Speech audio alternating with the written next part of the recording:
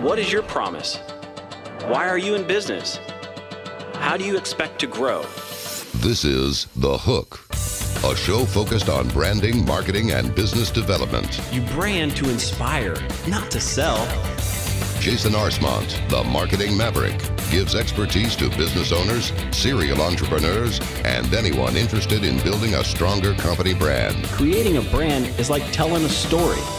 You've got one shot to say it all. When your marketing works, you've got them on the hook. You're listening to The Hook, the first ever show incorporating marketing and branding, and it's all brought to you by The Work Lodge. We consider this business solution to your everyday company needs. We always talk about increasing your presence and also your return on investment. My name is Josh Reno. I'm a marketing specialist over at Brightbox Brand Marketing, and we have the marketing maverick with us, Jason Arcemont.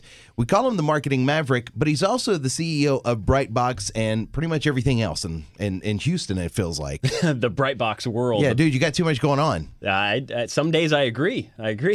Last week, no, I won't even bring that up because last week it was a crazy week, and you're like, okay, so we have all these things at all these different companies. How am I going to do this? I said, all you have to do is assign me as the boss of Brightbox, and we're good. And you were good to go. And you said no. The key to that is it's being active. And we know that the more active we are, the more response we get from potential clients and opportunities. And somebody else that does a great job of that is one of our guests that's coming in today, Mike Thakur with The Work Lodge. We've talked about The Work Lodge quite a bit over the past few weeks, and I've actually got him to come in studio today. So he's going to be in studio with us today as a guest and tell us about what he's doing and also give us some insight on what a good or bad commercial real estate lease is. And not only that, but if you didn't see on the website, if you go to thehookradio.com, then you can see the Work Lodge and everything inside of the Work Lodge. The setup they have, you can see the slide and you can see the disco ball. And it's just so cool how they have everything set up there. Absolutely. Yeah, we've got some good case studies that we've written on them, some little articles, and they've got their own video. They just do a phenomenal job. In light of that, we also have another guest today. So this week, 2 guests, 1 show. I don't know if I can handle that. 2 guests, 1 show. That's a lot of work for me to. I have to think a long time. That's right. Our second guest is a great guy, a good friend of mine, Johnny Garcia. We call him the Logo Ninja. He's actually a graphic designer, and we'll have some great insight on our brand review segment later on in the show. We're super excited to have Johnny in studio with us today. I want to know how you get to ninja status, though. Well, hopefully he fills us in. That or he's not allowed to. Because he's a ninja. Because he's a ninja. Okay, I get it. We were just talking a minute ago about activity and, you saying how busy we are at Brightbox and the other companies. It's something that I hear a lot. People will come to me and they'll say, Jason, what can I do to get more exposure? At the end of the day, it comes down to how active are you with your brand? What are you doing to reach your potential audience or at least have opportunity to reach them? Mike Thakur here with The Work Lodge does a phenomenal job of this. And from an entrepreneur, I just love how active Mike is. I mean, he's doing networking events all the time. I saw this morning he was at some Chamber of Commerce event on his Facebook page. He's active on social media. Fox 26 was out there doing an interview with him. I mean, I have no doubt that Mike will be successful with this new workspace that he's creating because Mike understands that whether he knows it or not, the key to marketing is activity. You have to have multiple touch points. 10 years ago, they said that you had to reach somebody 4 to 6 times, hit them over the head with your brand or with your message 4 to 6 times before they would make a purchasing decision. Any idea how many times you have to hit or reach that potential client now? No. No? None? I have no idea. Well, in today's digital age, it's over 16 times. 16 times you have to get your message in front of your potential audience before they're going to make a buying decision. That's unbelievable. And the only way you can do that is with a high level of activity. So if you're going to outwork the competition, that means that you're going to have to produce more content, produce more opinions, write more articles.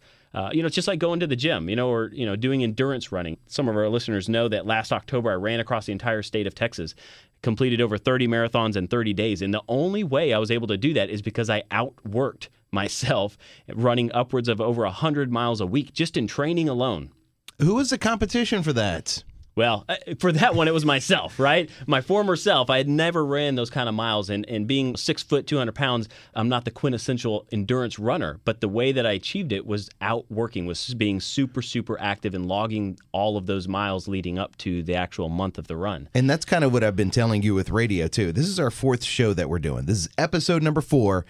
And you can't expect everybody to know about it right away. But what we can expect is those of you that are listening are going to go and subscribe to our newsletter, which is at thehookradio.com. Yep. Tell friends about it whenever it's on.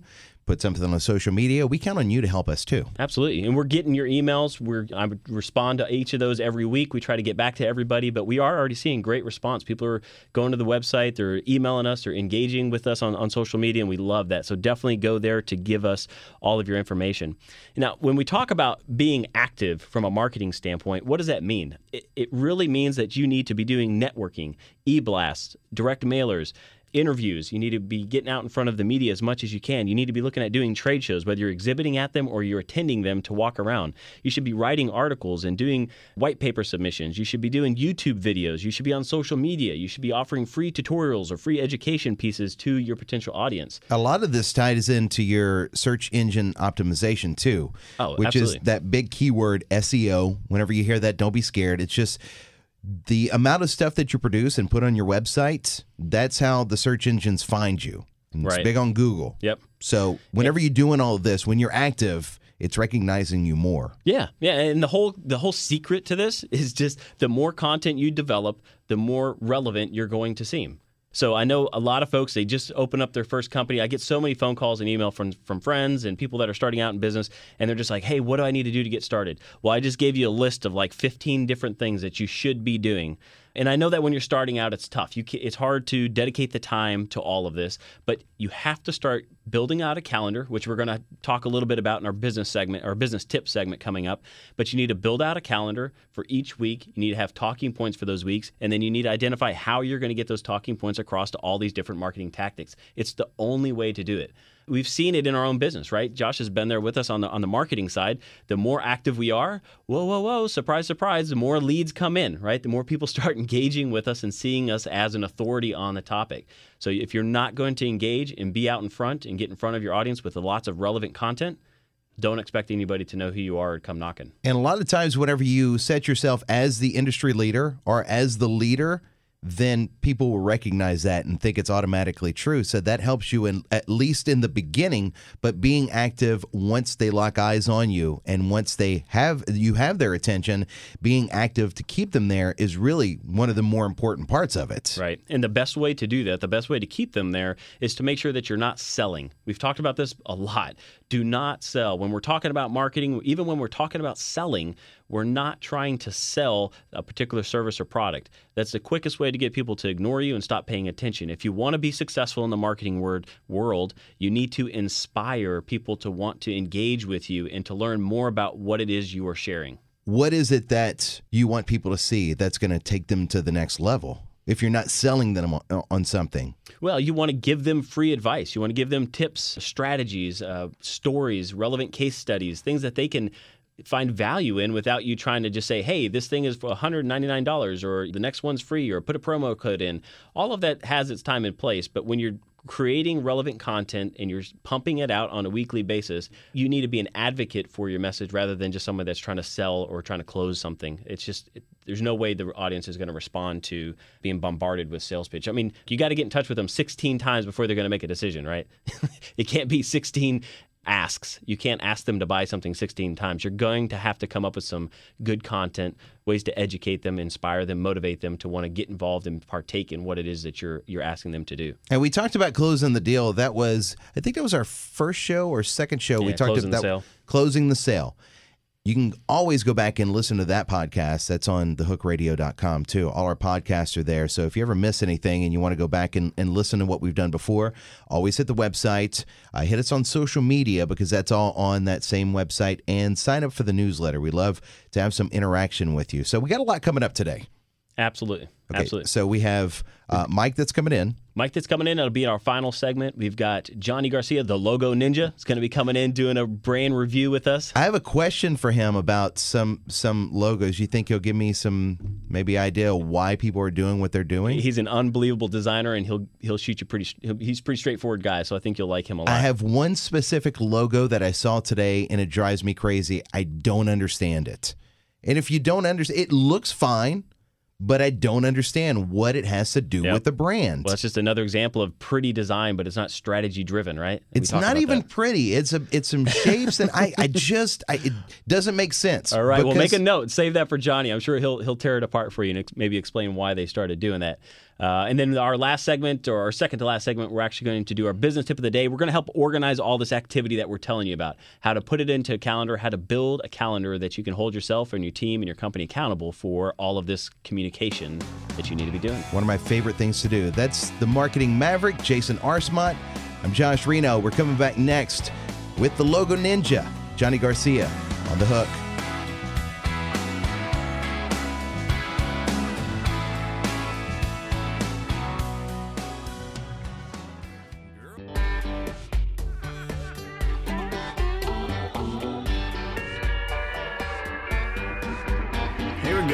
Hey, you're listening to The Hook with me, Josh Reno, along with Jason Arcemont, the marketing maverick, and we have another guest in studio. You bring all the good guests. That's right. It starts with being a great person, Josh. That's how you get to...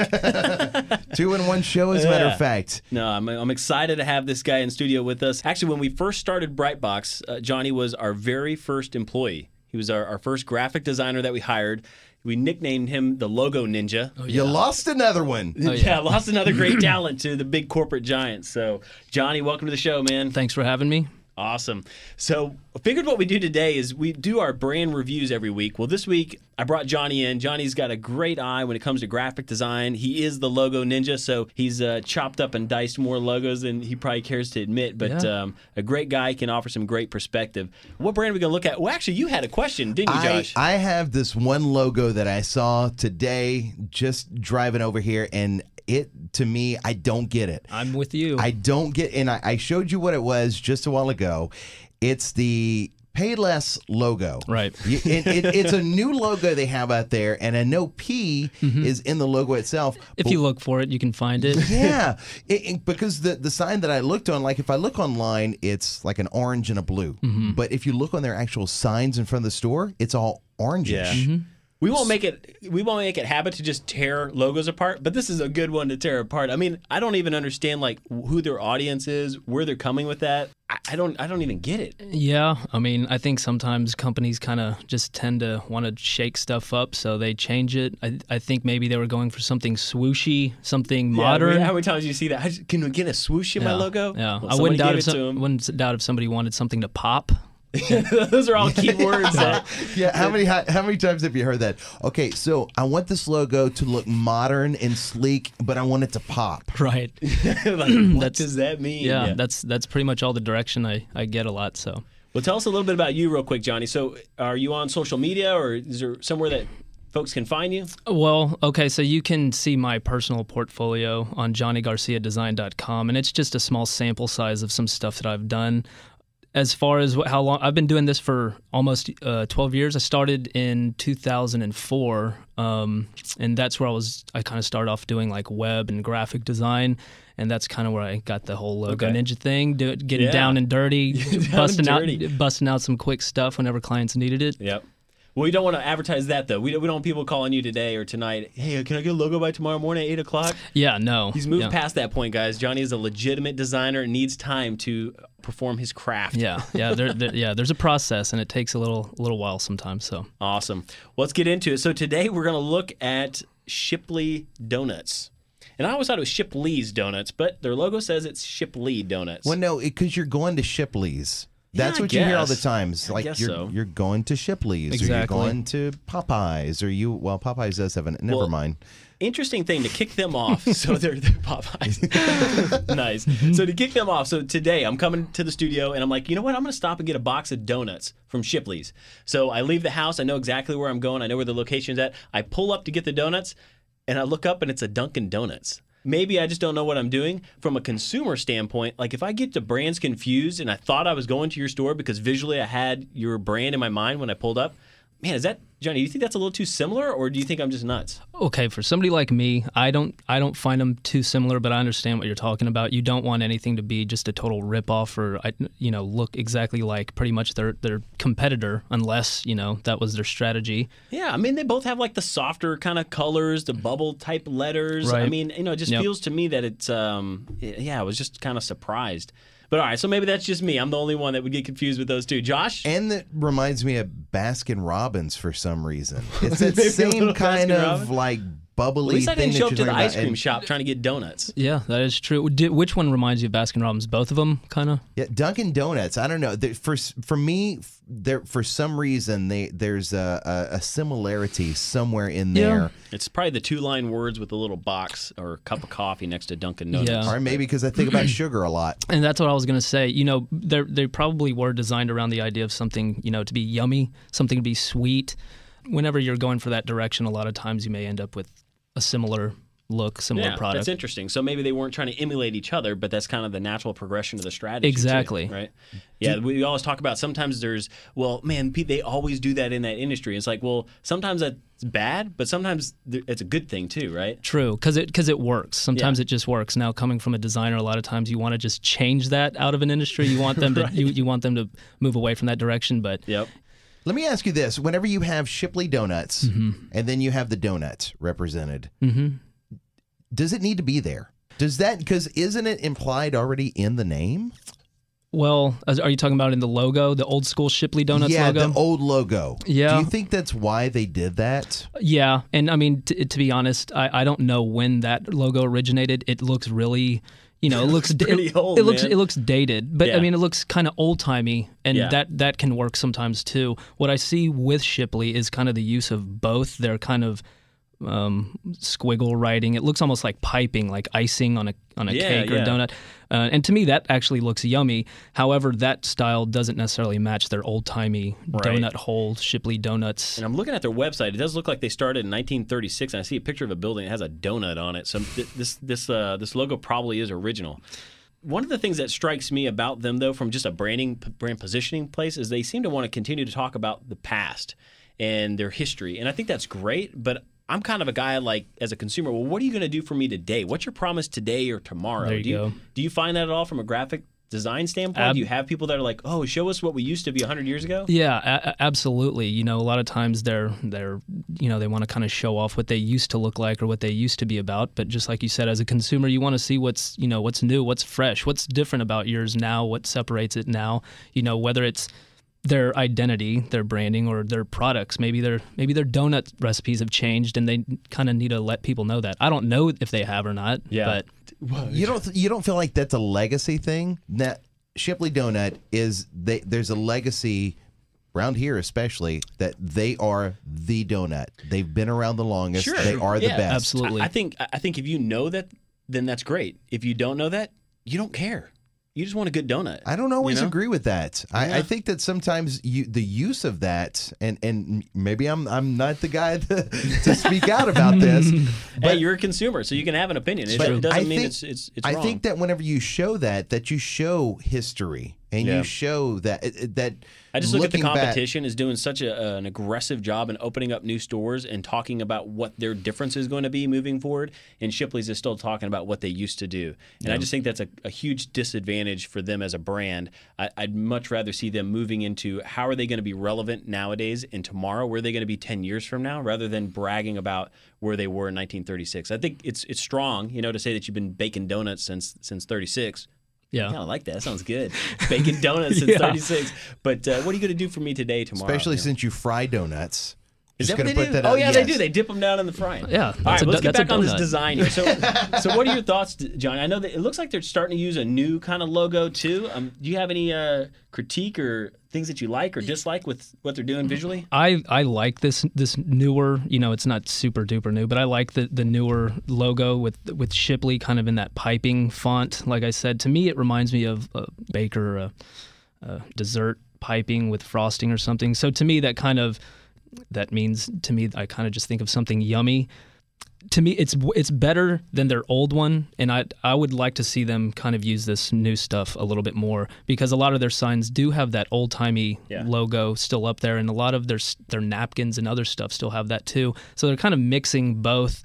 I'm more like cut the cord, either move on one or the other, right? Yeah, exactly. Yeah. And I think that's something that I really like what Dunkin' Donuts is doing on theirs. I know we're talking about Shipley, but man, when you look at somebody that like Starbucks, they turned the whole coffee industry by the way that they present their stores and the way that they present their brand. Well, Dunkin' Donuts is jumping on board. You look at McDonald's is jumping on board. They're redesigning all their stores, the decor, everything is doing that because they're appealing to this Gen Y, Gen Z generation that's coming up that we keep talking about. And I just feel like Shipley's is still maybe catering to the older demographic, and maybe that's her strategy. And that's cool. But I just don't feel like they're as relevant to this younger, new audience that would carry them into the next 50 years. But don't you think whenever they're doing this, they have to transition everything? So it's going to take a little while anyway, because if you have this many stores, it's going to take a while. You don't want to waste. I mean, especially if right now, with the economy the way it is in some areas, you want to make sure that you use everything you have. Right. There usually is a transition period, whether it's a year or 2 or 3 years or whatever. And I mean, that may be the case when it comes to, like I mentioned, like the napkins and other stuff that they have in their store. If they could get rid of the small 3-inch napkins, I would be so happy. I'm not sure what that, I don't know what that cleans up. That drives me crazy. You know what they should do? Instead of napkins, they should have like wet wipes. You can't wipe frosted donut off your mouth with a dry napkin. It doesn't work, man. It just creates more. Not with those one pliers, no. You can't. That's it. You should see my kid hand marking the back of my vehicle. That's it. Yeah, I am seeing on their website they've got some new stores that look like they're trying to push the envelope into some more current architecture. Man, we're having a great time talking about Shipley's. You're listening to thehookradio.com with our guest, the logo ninja himself, Johnny Garcia. You can check him out at johnnygarciadesign.com. Is that right? That's right. All right. Our business tip of the day, it's coming up next, so you definitely want to stick around for that right here on The Hook.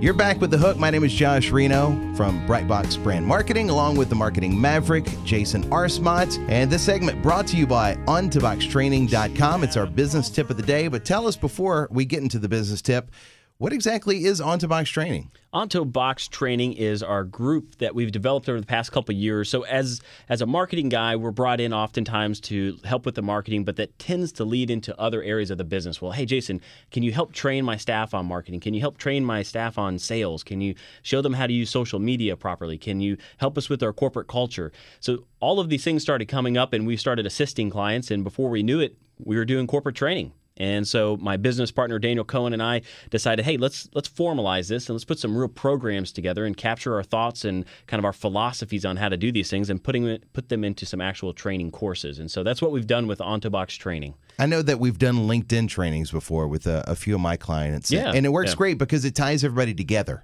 And we actually did a little bit of that LinkedIn training last week on the show. So go to thehookradio.com, check out the podcast. We've got, I think last week's show, we did some getting started on LinkedIn stuff. So for all of your corporate training needs or just training in general, if there's any area of your business that you're needing help with, go to ontoboxtraining.com and connect with Daniel or myself there, and we'd love to talk with you and help you out. So part of that corporate training is helping clients build their marketing calendars or their marketing programs. And earlier in the show, we were talking about the amount of activity it takes to be successful in the marketing world. And the best way to be successful at doing that is to be organized in your approach. And the only way I've found success in being organized in your approach is having a calendar. Yeah, because a lot of times clients come in and they think, well, you've got all this worked out to where you put us in a little bubble and you know exactly what we're going to do. You don't have to research it. You're just going to do marketing stuff. Right, yeah. Okay, what's that marketing stuff? Yeah. What exactly are we going to do? Well, we have to do that research. A lot of research goes into that and a lot of planning. Yeah, I mean, finding out the right audience, and it always starts there. We need to make sure that we understand who it is we're communicating to. It can't just be an oil and gas company, right? It's who in that company are we talking to? Is it procurement? Is it an engineer? Is it, a sales guy? Is it a C-level? Specific segment. Absolutely, absolutely. And so starting off with your program or your calendar, make sure you understand who your audience is. And when I say audience, I mean the specific person at that company or within that market that you're trying to target. Because what you're wanting to do is figure out what makes that person tick. What type of media, what type of news, what type of knowledge, what kind of tips can you share with them to inspire them to want to continue to come back to your website or to your social media page, whatever it is you're doing. So get your audience nailed down, and then you really need to develop your messaging. This is a whole show in of itself that we'll probably talk about messaging some other time. Maybe I'll bring Daniel in. He's got a great strategy course on developing messaging and strategic content. Just know that you need to develop a powerful message that, again, is speaking directly to that audience for your specific service. We've talked about our 3 W's in the past: who you are, what you do, and who you do it for. Make sure your message conveys all 3 of those if you're going to put a program together. And then it's taking the audience and taking your message and getting yourself a calendar. Now, if you're old school and you got to get the big one that goes on your desk and it's paper, that's cool. You can do that. Or like us, if you want to get your Google Calendar out. Either way, you need to have an actual calendar, not a Word doc, not an Excel spreadsheet. Get yourself a calendar, because you're going to have a lot of things to fill in on here. Yeah, we have a lot of color coding going on with our calendar. Yeah, well, once you start doing it, you kind of get carried away. And I want to see all the different types of messaging and types of tactics are color-coded, so we'll highlight them in orange or yellow or purple, whatever. But for me, I can then go back and look at and see, okay, how much purple do we have? How much orange? And see. Yeah, I've noticed you get really excited over the color of the calendar. Well, it's all about measuring, right? I really like to make sure that we're measuring the effectiveness, we're measuring how much effort we're doing, and that we could start putting some type of key performance indicators to the marketing program, which we don't need to get into that today. Let's just work on being active. We'll look at measuring and tracking later on. So once you have your calendar in place, I want across the top of this calendar, you should have all of your weeks. We want a weekly calendar. So each week, we're going to write out whether you're going to start right now or start in January, whenever you're going to start your activity. Make sure that you have your weeks, and then underneath that, you've got a box available to fill in a topic. And these topics are going to be messaging topics. Say if you're a quilter and you're trying to build your quilting company, you need to have topics that are going to be relevant to your audience. What type of fabric? What type of stitching? Are there patterns that you can talk about? Is there a grandmother's secret or tip or story that you can share? I know Josh is looking at me like, wow, You know a lot about quilting.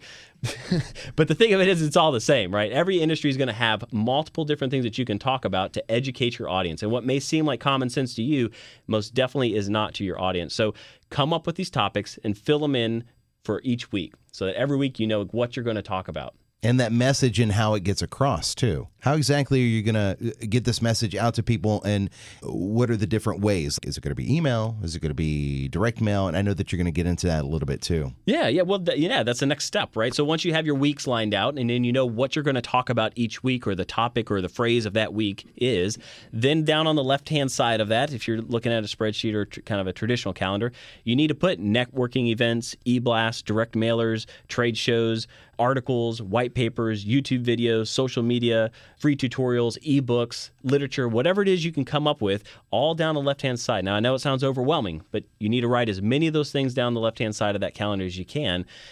Then comes the magic. You start looking at the overall calendar. You got all your dates across the top. You got all your events, and you need to start peppering in at least 2 to 3 times per week. You're going to reach out to that audience with one of those different tactics on the left-hand side. You don't want to go over the top. Is kind of what you're saying, is that you don't want to hit them every 2 or 3 days. Maybe. Now, depending on the type of campaign that you're doing, you may want to hit them every 2 or 3 days. You look at somebody like Gallery Furniture, right? You say you don't want to be hit more than 2 or 3 times a day. True. But look at the billboards that you're seeing. Look at how many radio commercials you're seeing. Look at how many TV shows you're seeing, flyers that you'll see around town. So he's hitting you because he knows. Mattress Mac knows you got to have that 16 points of contact before they're going to make a decision to come into that store. Don't feel like just because you're reaching out more than 2 or 3 times a week that you're being too intrusive. It's your job as a marketing person to invade their space and give them the media that you want to force upon them. It's just also your job to be creative about it.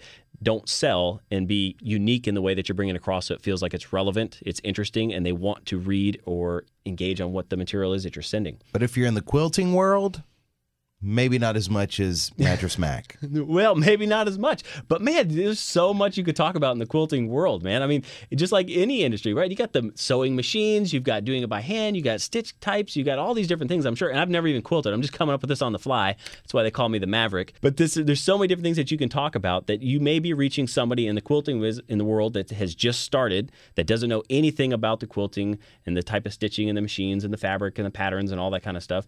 Or maybe it's somebody that's more senior. But either way, you should have just as much relevant content going out on a weekly basis to engage and educate that audience. It's not even that demographic. I think it's, if you're looking at the quilting part, that my wife, they reach her. I don't know how, but they reach her every Halloween because probably sometime in September, thinks that she's going to make Halloween costumes.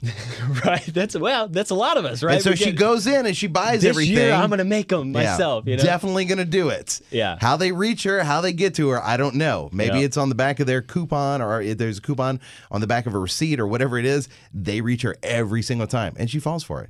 That's marketing. Yeah, exactly. They're doing a good job. Now, what that company needs to do is look at other times throughout the year where they can inspire her. You know, Easter dresses. I mean, I know you've got boys, but Easter dresses or whatever it may be, to get them to come in and buy another pattern and get excited about finally making that outfit or that costume.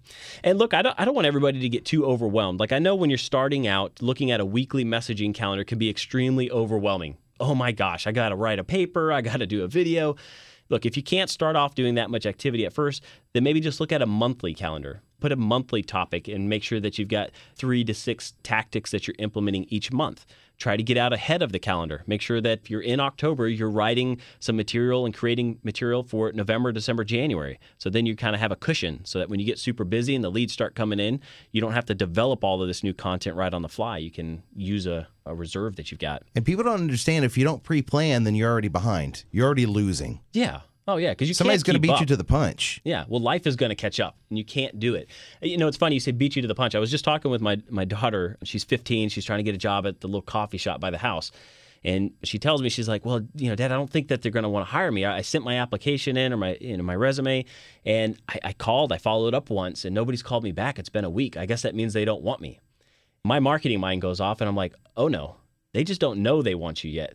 You need to be the person reaching them 16 times over the next 2-3 weeks until they tell you to go away. You haven't lost anything if they don't tell you to go away. So you might as well keep following up every other day, asking, where's my job? You need to do the same thing for the consumers. This is all part of it. Activity, action, constant pressure. Selling's part of that. It's selling. It's just or a inspiring. Soft sell. Inspiring. There we go. Good job. Awesome. Awesome. You can find this tip over at the website, thehookradio.com, with Jason Arcemont. I'm Josh Reno. Coming up next, we got a special guest for you in studio. We've got our good buddy Mike Thakur with The Work Lodge. Excited to have him here in the studio. All right, it's coming up next on The Hook.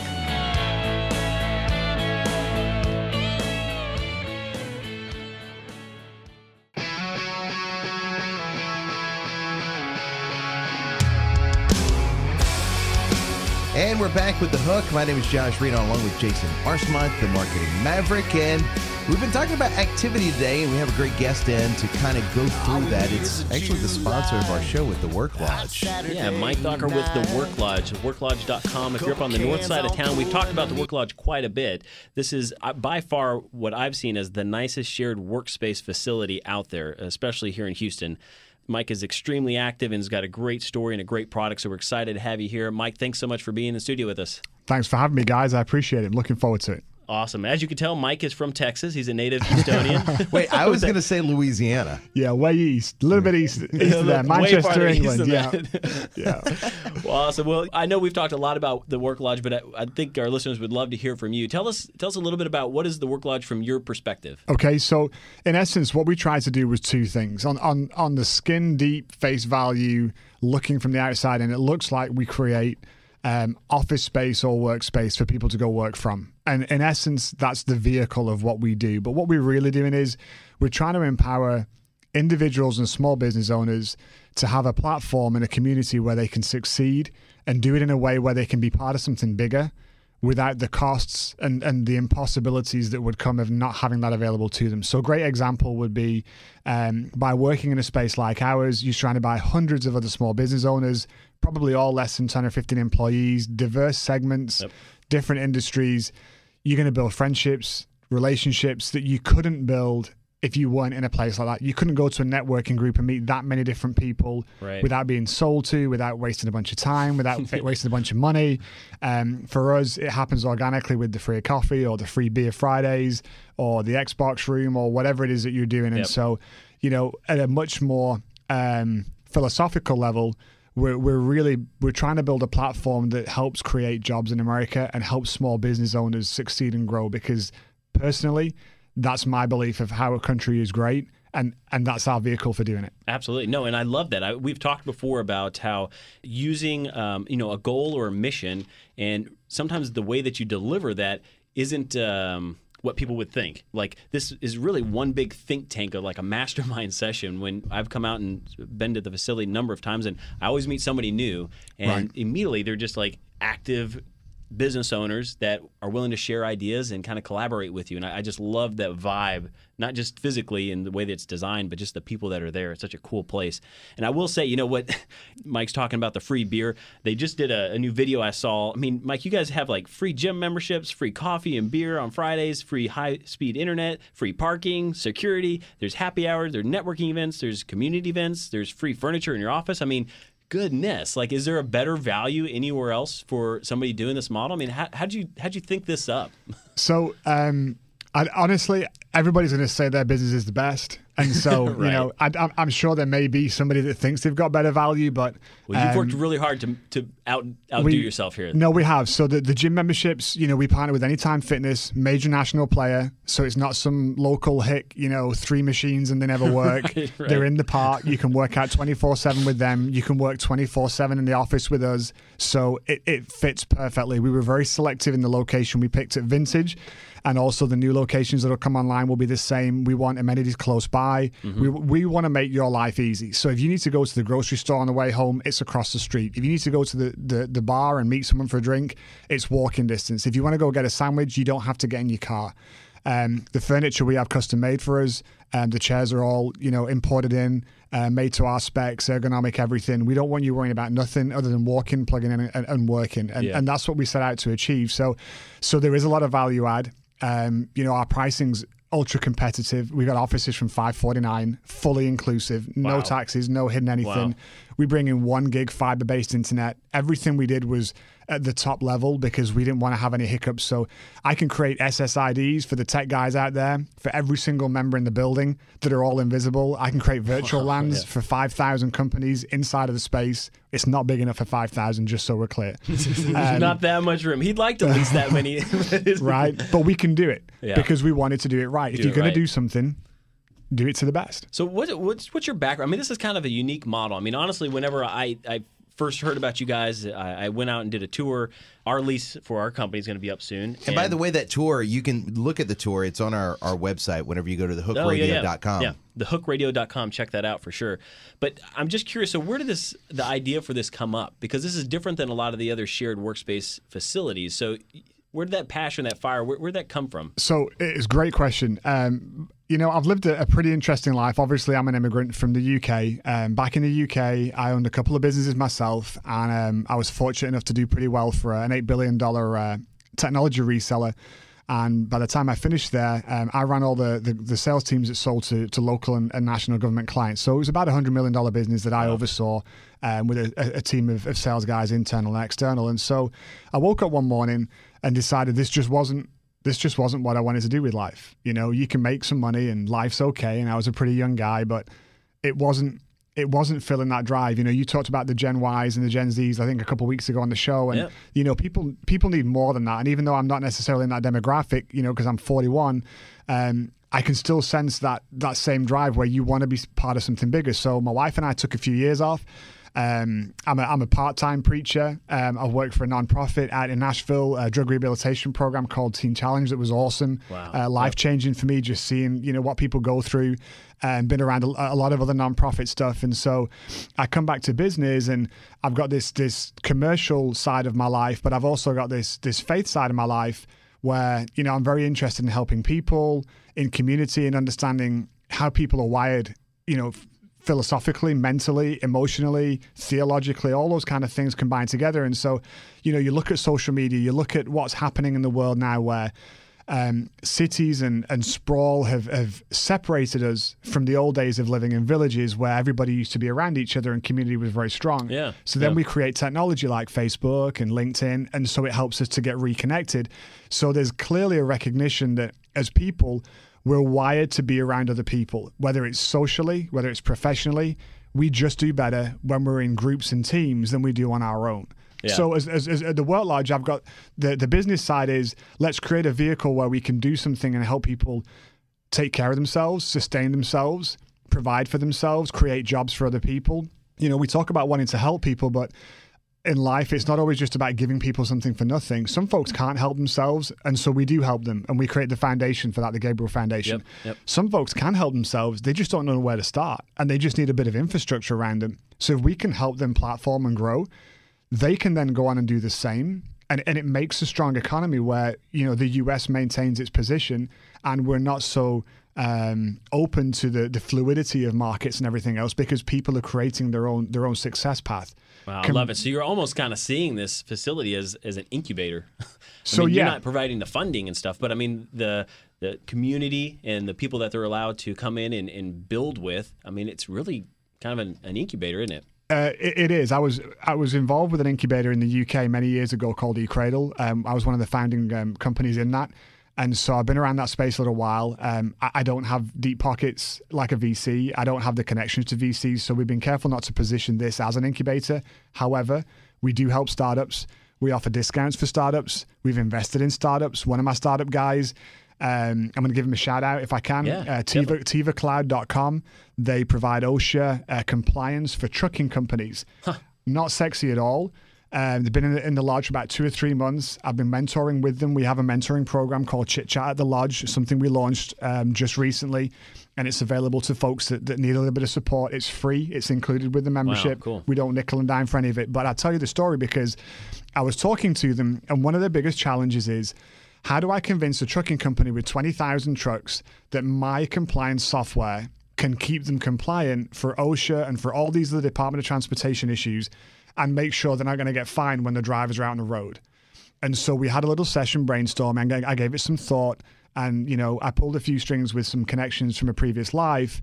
And so I've got them connected to the largest insurer in the world. They're gonna be able to guarantee if you get stopped and as a truck driver and your company is signed on with them and it's peanuts per month per driver, peanuts, they will pay the fine if you get fined. So you'll be out nothing. Wow. Just because of, being in the right place at the right time, knowing the right people. And we're happy to do that, and we want to do that because we want to help people succeed. Yeah. And, that seemed like that's the mentality and the kind of the openness of a lot of the other tenants there in the Work Lodge. So I just love it. And I guess, it sounds like we're kind of hearing a little bit of here in your tone. You're planning on having multiple locations. Is this a national vision that you have? So yeah, we're looking in Houston. We should get about 5 of these probably in the next 2 or 3 years. We've already got markets outside of Houston with sites located. One of the challenges we have is we take a lot of space, but we look for suburban locations rather than downtown locations. Okay. And so get everybody closer to home. I love it. Right. Yeah. If I can save you 30 minutes or an hour a day and you commute, I can save you an hour or 2 a week dealing with facilities and leases and whatever else. I'm hoping if you're a good business guy, you can go make some money with that, and your space becomes free. So absolutely, why not do that? Yeah, ROI on your space. You don't hear that too often. I love it. I love it. You brought up you mentioned a good point there about the lease. I'm not saying you're a lawyer, a lease specialist, but I'm sure there's probably some things that you could help navigate our listeners through on some of the dangers of potential leases that the common guy wouldn't be aware of. Absolutely. So. Yeah, I'm not an expert. Negotiate a few of them, working on a few more, so I can only tell you what I've learned. But one of the things I learned real quickly is there's 2 types of landlords out there.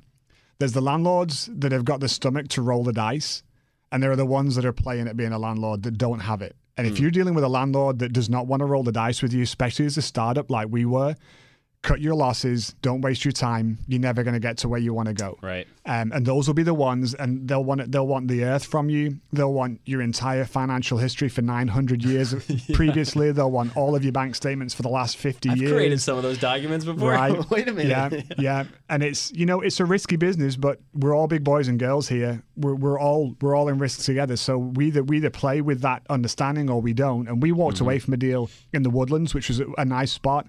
We're working on a new location there, but the landlord was just immature. The broker they were working with, didn't represent them in the way that I thought was appropriate or fitting with the other ones we were negotiating with. Right. And so they stood out as being an oddball. Yeah. And some of these leases are long term. 5 years is easy, kind of a short term lease on the commercial side. And I know exactly what you're talking about. We've been through some of those situations ourselves, and I think that's the beauty. I don't know if our listeners have picked that up or not, but you don't have 5-year commitments on correct on the space. One of the big wins for us is flexibility. So we can do monthly if you want. Slight premium for monthly. We do 6-month agreements, 12-month agreements. We don't do anything long term. You can flex up, you can flex down. So as your business, fluctuates, if you hire more staff, you let staff go. Hey, Wow. we're here to help you succeed. Why would we want to make that difficult for you? Yeah, absolutely. And a commercial landlord can't do that. Yeah, no, they're going to lock you in. They don't really Right. care much about you. They're not vested in your future, that's for sure. Right. Yeah. We talked about helping them build their businesses. I mean, you guys are also doing workshops, and is it monthly or every other month, or occasionally you guys are bringing in people to help teach you on social media or to do certain things? I mean, Absolutely. that's a heck of a commitment to those tenants. So we have informal sessions through the mentoring, like chit chat at the lodge, and other things that happen on a fairly sporadic basis through the months. We have a formal business workshop that's at least once a month. So the last one was a social media workshop. We brought in an outside expert. He gave his time to our members. We actually opened it up to the public as well, just so they could benefit from it, small business owners in the community. The next one we've got coming up here at the end of this month is on health insurance. Open enrollment's coming around. Small business owners are concerned about what to do with Obamacare and everything that's changing. And so, we want to make sure we're bringing in the right people that can give the right help to make their lives easier so they can focus on business. Because if they're worrying about health insurance, they're not worrying about business. And if they haven't got any business, they don't need to be worrying about health insurance because they've got no money to pay for it. That's right. So, That's right. So we look for those hot topics and key topics so we can be supportive of them. And then aside from the workshops, we also have some fun stuff as well. So we had an Astros night a few weeks ago. Took everybody out to the Astros. We got a big Christmas party coming up. It's going to be blowout. Giving the little guy that feeling that he's part of a bigger company. Spouses are welcome, black tie, all that kind of stuff.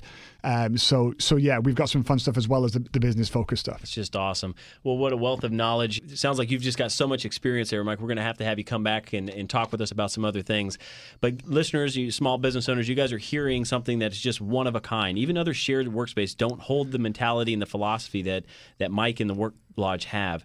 So if you find yourself in need of some space and in need of some motivation and inspiration and people that can come around you and help brainstorm and just be around a culture of people that are all trying to do the same thing, I want you guys to really consider the Work Lodge. Check them out at theworklodge.com.